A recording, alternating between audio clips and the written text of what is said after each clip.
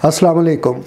मिर्ज़ा जेलमी की आजकल जिस तरह से दुर्गत बन रही है और इस कदर दुर्गत बन रही है कि बिलाखिर उन्हें ना सिर्फ ये कि सोशल मीडिया पर बल्कि इलेक्ट्रॉनिक मीडिया पर आकर भी वजाहतें देनी पड़ रही हैं और बताना पड़ रहा है कि वो इमरान के तरफ़दारों में हैं, लेकिन साथ साथ ये भी कहते हैं कि इमरान की गलतियां उन्हें सताती हैं। तो भाई ये तो हो नहीं सकता कि आप इमरान के तरफ़दार हों और इमरान की कोई गलती निकाल दें।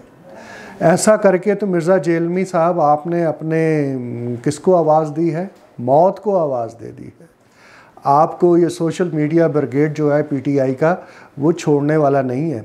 ये आपको आपके घर तक छोड़ कर आएगा। आप ये अगर आपको याद हो, चलें मिर्ज़ा जेलमी साहब को तो छोड़िए, बड़े आदमी हैं, इंजीनियर हैं और इस्लाम के माशाल्लाह दाई हैं और एक वो कहे और सुना करे कोई वाला मामला है उनका।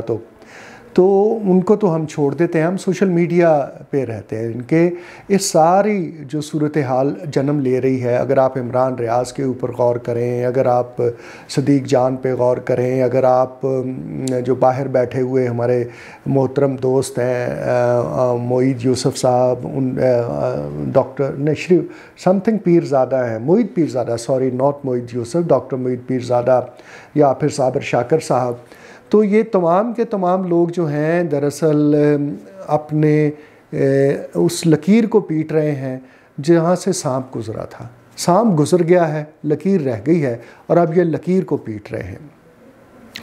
और इनकी इस पीटने की वजह से सोशल मीडिया बढ़ गया है। शेर अफजल मरवत तो अब हर जगह याद आता है। इन लोगों ने इमरान खान जिन दिनों प्राइम मिनिस्टर थे या जिन दिनों प्राइम मिनिस्टर बनना था, उस वक्त एक इस किस्म का माहौल बनाया गया। आपको मालूम है कि पाकिस्तान की आबादी अगर 24 करोड़ है तो उसमें से 16-17 करोड़ के पास मोबाइल है और इस कदर फ्री आपको इंटरनेट मुहैया होता है। जैसे मैंने आपको एक दफ़ा एक बताया था मोहतरम एक इलेक्ट्रिशियन का वाक़या कि मुझसे कहने लगा कि इमरान खान रिहा हो चुके हैं और वो बनी गाला में है। मैंने उनसे पूछा, भाई आपको किसने बताया? कहने लगा, मुझे एक बंदे ने बताया और उसने कहा था आगे बात नहीं करनी है। मैंने कहा, भाई बात तो आपने कर दी है। तो कहता, हाँ बस मैंने आपसे कर दी, अब आपने आगे नहीं करनी है। तो मैंने उसको पूछा, चलो ये बताओ तुम्हें ये सोशल मीडिया से पता चला? तो झट से मान गया, कहने लगा हाँ जी मुझे वहीं से पता चला है और उसके ऊपर मैंने एक वीलॉग सुना था। और फिर वो ये भूल गया कि इमरान खान और उसकी रिहाई क्या, उसने वो अपनी कथा सुनाने लगा कि, और ये बात मैं आपको क्यों सुना रहा हूँ ये आपको आखिर में समझ आएगी, कि कहने लगा कि मैं शाम को जाता हूँ 7-7:30, खाना मुझे बेगम साहिबा परोस देती हैं, परखती हैं, बस मेरे एक हाथ में लुकमा होता है और दूसरे में मोबाइल फ़ोन होता है और मैं शाम 7 बजे से लेकर रात 11-12 बजे तक हर वीलॉग सुन के सोता हूँ। मैंने उनसे गुजारिश की कि जब्बार साहब आपकी फ़ैमिली है, आपके बच्चे हैं, आपकी बेगम साहिबा है, उनको भी आप टाइम नहीं देते होंगे, तो इतने अगर आप 7 से 11 का आपने एक पेट टाइम रखा हुआ है। तो कहने लगे भाई उनके पास अपना मोबाइल है, वो अपने ड्रामे देखती रहती हैं। मैंने कहा अच्छा। तो फिर मैंने पूछा कि भाई ये तो खासा ख़र्चा होता होगा आपका ये जो वाईफाई का कनेक्शन। उसने कहा नहीं, हमने हमसायों से उसका पासवर्ड लिया हुआ है, मैं उसकी बिजली ठीक कर देता हूँ, इलेक्ट्रिशियन हूँ और वो मुझे वाईफाई फ्री मिल जाता है, तो बस रहे नाम अल्लाह का। तो एक तो हमारे पास 24 करोड़ में से कुछ 70-80% लोगों के पास आबादी के पास मोबाइल है और फिर उसके ऊपर वाईफाई इस कदर फ्री है कि इससे तो सस्ती खामोशी भी नहीं है, बल्कि सच पूछिए तो वाईफाई से सस्ती तो मौत भी नहीं लगती है। मौत भी महंगी होती है जिस तरह वाईफाई सस्ता लगता है लोगों को। तो उस सब ने एक ऐसा माहौल क्रिएट किया कि जिसके तहत लोग जो हैं वो एक दफ़ा एक हॉलीवुड के किसी डायरेक्टर ने कहा था कि we are now living in a screen age. हम जो कुछ स्क्रीन पर देखते हैं उस पर यकीन करेंगे। और पीटीआई ने जो 5th जनरेशन वॉर का एक छोड़ा गया उस वक्त पूरे का पूरा फ़लसफ़ा, और जिसके पीछे कई जर्नैल साहब भी मुतहर्रिक थे। और मुझे एक दफ़ा हमारे एक दोस्त ने बताया कि उसने विज़िट किया है ISPR के इस्लामाबाद ऑफ़िस को, और वहाँ पर जितने बड़े बड़े स्टूडियोज़ हैं और स्टूडियोज़ के अंदर जितने साज़ीने मौजूद हैं, जितने साज़ मौजूद हैं, तो उसने कहा कि ऐसा लगता था जैसे मैं किसी बड़े हॉलीवुड के किसी सेट पर आ चुका हूँ।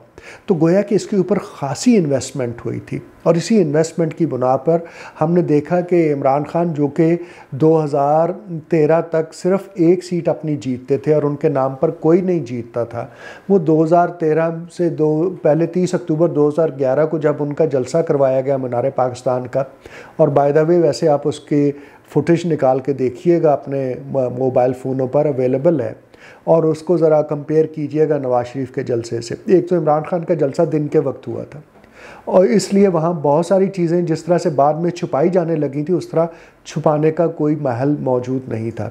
तो उससे वो एक्सपोज होता है कि वो जो उनको लॉन्च किया गया था, वो दरअसल कोई इतना बड़ा इज्तिमा नहीं था कि जितना बाद में सोशल मीडिया के ऊपर उसको प्रोपेगेट कर करके किया गया।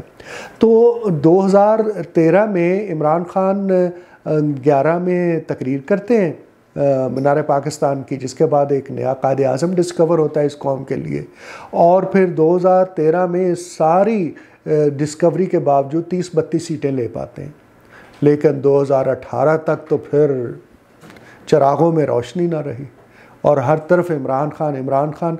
लेकिन हर तरफ से मुराद ये नहीं है कि ऑन ग्राउंड होने लगी, सोशल मीडिया पर इमरान खान होने लगी, और उसमें मुबशर लुकमान साहब, उसमें डॉक्टर शाहिद साहब, और उसमें मरहूम अरशद शरीफ साहब, और उसमें हम हुए, तुम हुए कि मीर हुए, सब उसी जुल्फ़ के असीर हुए वाला मामला हो गया था। और एक ऐसा जम्मे गफ़ीर सोशल मीडिया के लोगों का और टीवी एंकरों का, एंकर माफिया जिसे मैं कहता हूँ, वो मुतहर्रक हो गया था कि जो पहले झूठ बोलता था फिर उस झूठ के ऊपर बजत रहता। जैसे आजकल एक मारूफ सहाफ़ी हैं, वो कहते थे जब तक नवाज शरीफ नहीं आया था तो कहते थे लिखवा ले मुझसे नवाज शरीफ नहीं आएगा। अब जब आ गए हैं तो कहते मैं ये कहता था अगर आएगा तो फिर इस्टेब्लिशमेंट से सौदा करके आएगा। भाई आपने तो ये हमने तो नहीं सुना था। लेकिन आप दोनों तरह से दुरुस्त हैं, चूँकि उस वक्त भी आप प्रोपेगेंडा वही कर रहे थे, आप भी आप खैर नवाज शरीफ के ख़िलाफ़ ही बात कर रहे हैं। तो ये सोशल मीडिया जो 5th जनरेशन वॉर बनी है, उसके नतीजे में बहुत सारे नए फेसेस, बहुत सारे नए लोग, बहुत सारी नई आवाज़ें जो हैं वो दुनिया को, लोगों को मुतारफ़ हुई, जिसमें इमरान रियाज़ एक बड़ा नाम बना। और उसके पीछे कितना काम हुआ, अब जो ये वाक़फ़ान हाल हैं जो बताते हैं कि कितना पैसा ख़र्च हुआ और किस तरह से उनको प्रमोट किया गया। और इसी तरह से ये मिर्ज़ा जेहलमी थे।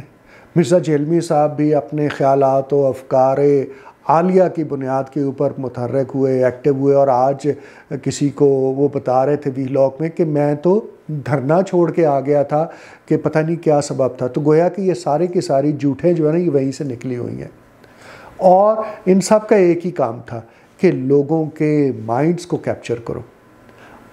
उस नतीजे में 2018 से 2023 तक, हाँ 23 तो खैर अब 2022 तक हमने देखा कि जनाब किस तरह से इन लोगों ने सोशल मीडिया के ऊपर एक तूफ़ान बदतमीज़ी बर्पा किए रखा है इमरान खान के सोशल मीडिया ब्रिगेड ने। और आज वो सोशल मीडिया ब्रिगेड के शाइनिंग स्टार्स जो हैं वो आपस में ही लड़ रहे हैं।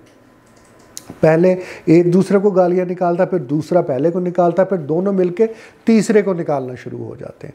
और ये सारे के सारे ये भानुमती का कुनबा जो उस वक्त था, कहीं की ईंट कहीं का रोड़ा, भानुमती ने कुनबा जोड़ा वाला मामला था कि जो उस वक्त जनरल फैज़ हमीद साहब और उनके दोस्तों यारों ने एक पूरे का पूरा माहौल बनाने के लिए क्रिएट किया था। आज वो सारे एक दूसरे के लिए सर फटोल कर रहे हैं। और दिलचस्प बात यह है कि वो जो अकाउंट्स हैं वो विद इन पाकिस्तान तो कम है, आउटसाइड पाकिस्तान ज़्यादा मुतहर्रिक हैं। और उन्हीं ने गुज़श्ता रोज़ ये रिहाम खान का भी शोशा छोड़ा कि उसको तलाक हो गई है, उस बेचारी को अपने शौहर को साथ बिठा के फिर उसकी वजाहत करनी पड़ी, बाद में अपने सर के अंदर तेल की मालिश भी करवाई उसी से, और ये सारी चीज़ें उन्होंने सोशल मीडिया पर डाली। तो गोया कि अब आप सेलिब्रिटीज़ सोशल मीडिया पे बनते हैं, आप जलील सोशल मीडिया पर हो जाते हैं, आप वहाँ पर जिंदा व जावेद होते हैं, आप वहाँ पर मुर्दा करार दे दिए जाते हैं। ये है सोशल मीडिया की कहानी और ये है इमरान खान की कहानी। तो मिर्ज़ा जेलमी, टेल मी, आपके साथ हुआ क्या है, आप कर क्या बैठे हैं, अब आप किस तरह से इस चुंगल से निकल सकते हैं।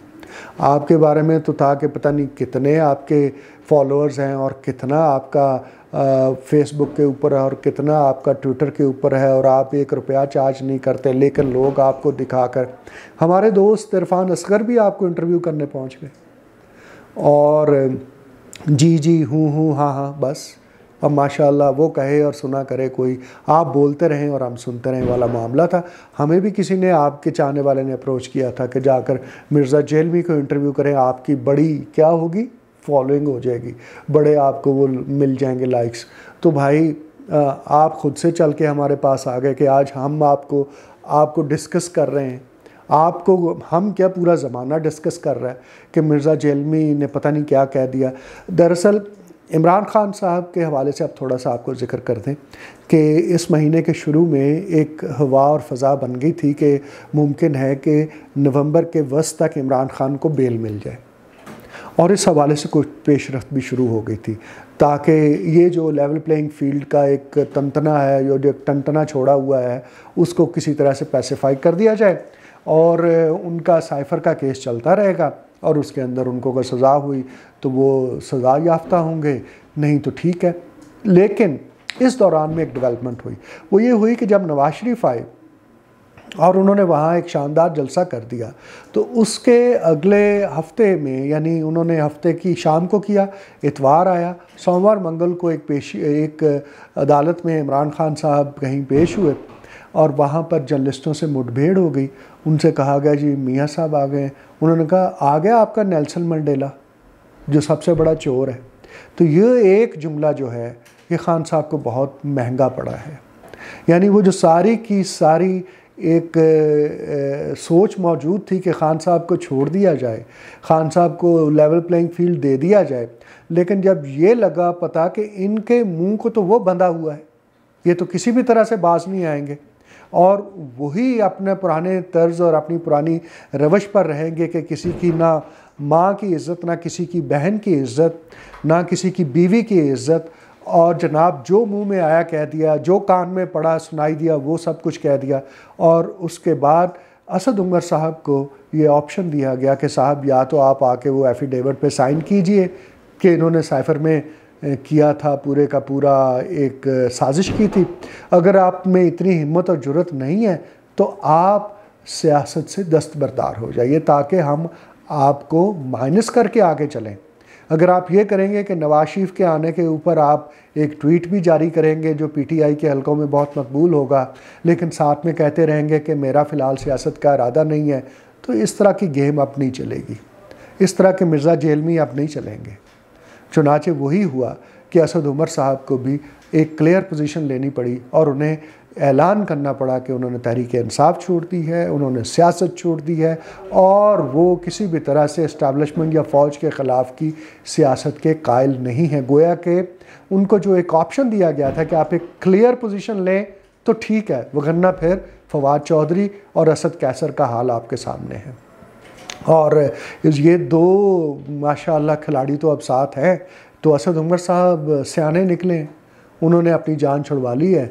शाह महमूद कुरैशी जान छुड़वाना चाहते हैं, जो कुछ कहा जा रहा लिख के देने को तैयार हैं, लेकिन फिर ये सोचते हैं कि बाहर किस मुंह से जाऊंगा, काबे किस मुंह से जाओगे गालिब, शर्म तुमको मगर नहीं आती।